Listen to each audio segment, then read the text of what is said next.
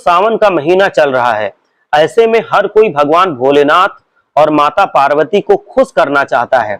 हर किसी की इच्छा होती है कि वो सावन में भगवान भोलेनाथ और माता पार्वती को खुश करके अपनी मनोकामना पूर्ण करे। दोस्तों, सावन का महीना हिंदू धर्म में सबसे अधिक पवित्र माना जाता है, क्योंकि सावन का महीना भगवान शिव और माता पार्वती को अत्यंत प्रिय है। कहा जाता है कि इस महीने में भगवान शिव पृथ्वी पर पधारते हैं और अपने भक्तों की मनोकामनाओं को पूर्ण करते हैं। सावन के महीने में पृथ्वी भी भगवान शिव के स्वागत में हरियाली से सजी होती है। दोस्तों, शिव जी को प्रसन्न करना बहुत ही आसान काम है। आप एक लोटा जल चढ़ाकर भी शिव जी को प्रसन्न कर सकते हैं। शिवलिंग पर सच्चे हृदय से ओम नमः शिवाय मंत्र का जाप करके जल चढ़ा करके आप शिव जी को अत्यंत प्रसन्न कर सकते हैं। दोस्तों, शिव जी आपसे कुछ नहीं मांगते। शिव जी सदैव ही अपने भक्तों को देते रहते हैं। भगवान की चाहे कोई भी मनोकामना क्यों ना हो, शिव जी उसे यूं ही पूरी कर देते हैं। इसी कारण से उन्हें भोलेनाथ कहा जाता है। साथ ही शिव महापुराण की कथा कहती है कि जो व्यक्ति सावन मास में ये 7 पौधे लगाता है, उसको सदैव के लिए महादेव का आशीर्वाद प्राप्त होता है। क्योंकि 7 पौधे सावन के महीने में जागृत अवस्था में होते हैं। इन 7 में से कुछ पौधे घर पर और कुछ पौधे घर से बाहर मंदिर के आसपास या शमशान घाट में लगाए जाने का विधान हमारे धर्म शास्त्रों में बताया गया है। सावन में ये पौधे लगाने से भगवान महादेव के साथ साथ आपके पितृदेव, वास्तुदेव, इष्ट देव और कुल देवता भी प्रसन्न होते हैं और आपको आशीर्वाद प्रदान करते हैं। इन पौधों के बढ़ने के साथ ही साथ आपके परिवार की उन्नति और प्रगति भी बढ़ती जाती है। साथ ही धर्म में भी वृद्धि होती है। जैसे जैसे ये पेड़ पौधे बड़े होते जाएंगे, वैसे वैसे ही आपके जीवन में सुख समृद्धि में वृद्धि होती चली जाएगी। अगर आपके पास अधिक संपत्ति नहीं है तो आपके पास संपत्ति आती चली जाएगी। तो आप इन पौधों में से कम एक पौधा अपने घर में या घर के आसपास जरूर लगाएं। तो चलिए बिना विलंब किए जान लेते हैं उन 7 पेड़ में से कौन से पेड़ आप अपने घर में और कौन से अपने बाहर लगा सकते हैं। नंबर 1 पे है बेल का वृक्ष। दोस्तों, महादेव को बेलपत्र अत्यंत प्रिय है। माता पार्वती भी भगवान शिव की बेलपत्र से रोज पूजा करती हैं। कहा जाता है कि बेलपत्र की उत्पत्ति में मां पार्वती के आंसुओं से ही उसकी उत्पत्ति हुई थी। इसीलिए ये भी कहा जाता है कि जहां पर बेल वृक्ष होता है वहां पार्वती और शिव अदृश्य रूप से निवास करते हैं। इसीलिए सावन मास में बेलपत्र का पौधा अपने आंगन में अवश्य ही लगाएं। भगवान महादेव और माता पार्वती की कृपा आपको अवश्य ही प्राप्त होगी। साथ ही जो भी व्यक्ति भगवान शिव पर नियमानुसार बेलपत्र अर्पित करता है, उस व्यक्ति को कभी नरक में नहीं जाना पड़ता। बेलपत्र को शिवलिंग पर अर्पित करने और बेल वृक्ष को छूने से सभी पापों का नाश हो जाता है। शिव महापुराण की कथा कहती है कि जिस स्थान पर बेल वृक्ष होता है, वहां जो काशी तीर्थ के समान पूजनीय और पवित्र हो जाती है। साथ ही बेल वृक्ष के नीचे बैठ करके की गई पूजा कई गुना अधिक शुभ फलदायी होती है। श्रावण मास में शिवलिंग पर बेलपत्र अर्पित करना अत्यंत शुभ माना जाता है। लेकिन यदि आप श्रावण के महीने में अपने घर में बेलपत्र का पौधा लगाते हैं, तो ये आपके लिए बहुत ही फायदेमंद साबित होगा। आप पर भगवान शिव की कृपा सदैव बनी रहेगी। साथ ही जीवन में विशेष धनागमन के योग भी निर्मित होंगे। इससे घर में कभी भी दरिद्रता का वास नहीं होता है।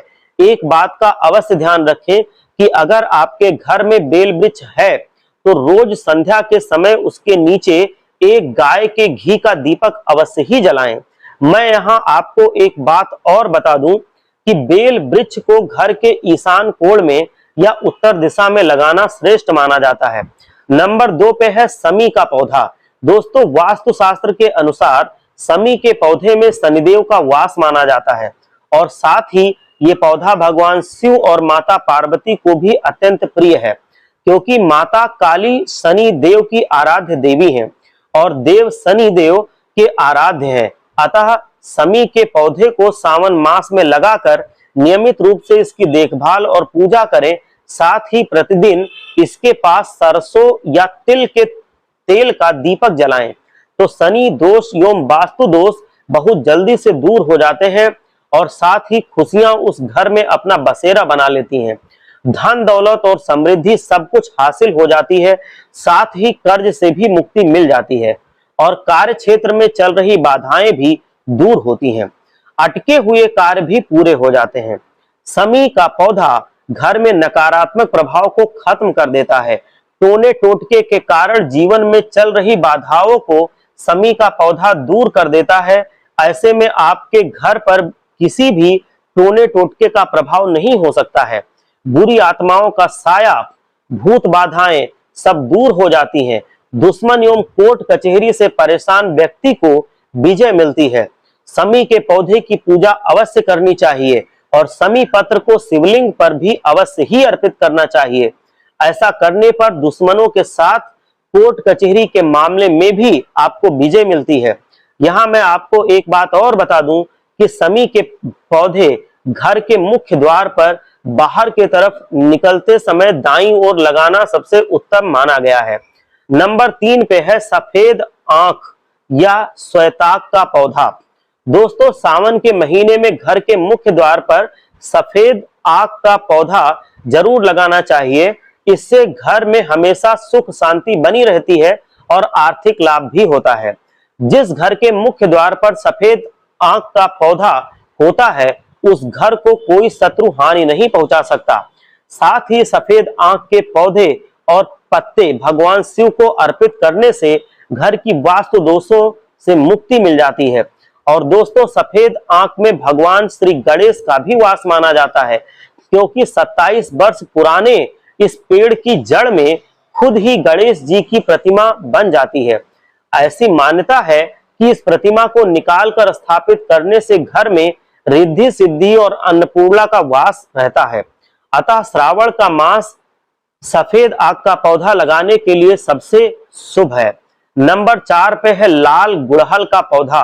दोस्तों, लाल गुड़हल का पौधा माता गौरी को अत्यंत प्रिय है। माँ गौरी को फूल और रोज अर्पित करने से माँ गौरी प्रसन्न हो जाती हैं। यदि आपकी किसी भूल से माँ दुर्गा आपसे रुष्ट हो जाएं, तो एक लाल गुड़हल का फूल माँ के क्रोध को शांत कर देता है। अगर माँ दुर्गा आपसे प्रसन्न है तो महादेव का आशीर्वाद भी आपको अवश्य मिलता है। अतः सावन में आप अपने घर में लाल गुड़हल का पौधा अवश्य लगाएं। साथ ही सावन में लाल गुड़हल फूल माता पार्वती के चरणों में अवश्य अर्पित करें। माँ अत्यंत प्रसन्न होकर के आशीर्वाद प्रदान करेंगी। इसी के साथ लाल गुलाब और लाल कमल भी माता रानी को अत्यंत प्रिय हैं। नंबर 5 पे है तुलसी का पौधा। दोस्तों, हिंदू धर्म में तुलसी के पौधे का कितना अधिक महत्व है ये आप सभी जानते हैं। बाकी पौधे घर में हो ना हो ठीक है, किंतु तुलसी का पौधा हर घर के आंगन में होना ही चाहिए। ये पौधा हर हिंदू के आंगन में होना ही चाहिए।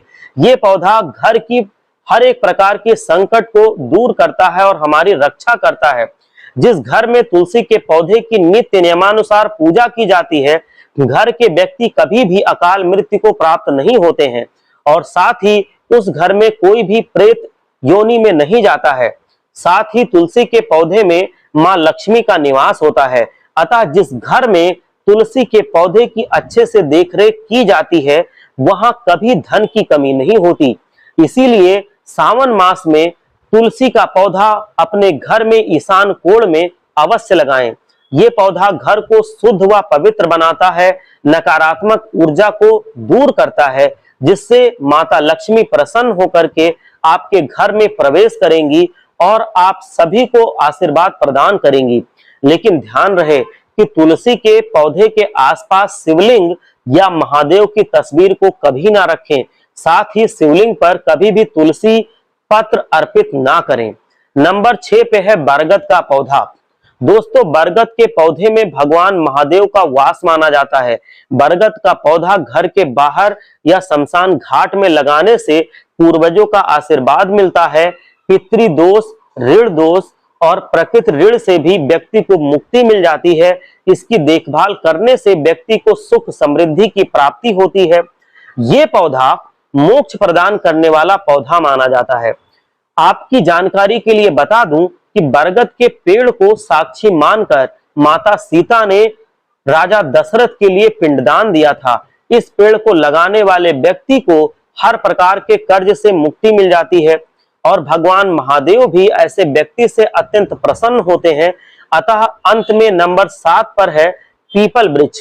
दोस्तों, धर्मशास्त्रों के अनुसार सावन महीने में हर व्यक्ति को अपने जीवन काल के दौरान पीपल का एक पेड़ अवश्य लगाना चाहिए। पीपल का पेड़ लगाने वाले को जीवन में किसी भी प्रकार का संकट नहीं रहता है। पीपल का पौधा लगाने के बाद उसे रविवार को छोड़कर नियमित रूप से जल भी अवश्य देना चाहिए। जैसे जैसे ये वृक्ष बढ़ेगा आपको वैसे वैसे सुख समृद्धि मिलती जाएगी, आपकी संपत्ति बढ़ती जाएगी। पीपल का पेड़ लगाने के बाद बड़े होने तक इसका पूरा ध्यान भी रखना आवश्यक है। साथ ही जो व्यक्ति पीपल वृक्ष के नीचे शिवलिंग स्थापित करके रोज नियमित रूप से शिवलिंग पर जल अर्पित करता है तो इसे बड़े से बड़ा संकट भी देखते ही देखते दूर हो जाता है। लेकिन दोस्तों ध्यान रहे, पीपल वृक्ष को आप अपने घर से दूर